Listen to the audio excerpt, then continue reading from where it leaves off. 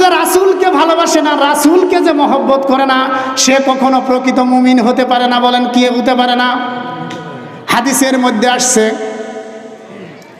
মধ্যে আসছে যে লা ইউমিনু আহাদুকুম হাত্তা আকুনা হাব্বা ইলাইহি মিন ওয়ালিদিহি ওয়ালাদিহি ওয়ান নাসি আজমাইন।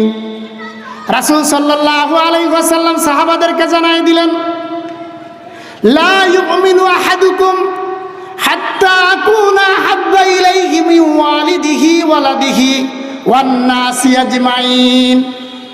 বলে যে তোমরা ততক্ষণ পর্যন্ত প্রকৃত মুমিন হতে পারবে না যতক্ষণ পর্যন্ত তুমি তোমার নিজের থেকে, তুমি তোমার সন্তান সন্ততিদের থেকে, তুমি তোমার পিতামাতার থেকে, দুনিয়ার সমস্ত মানুষের থেকে যতক্ষণ পর্যন্ত না তো আমি রাসূলকে তুমি মহব্বত করবে তত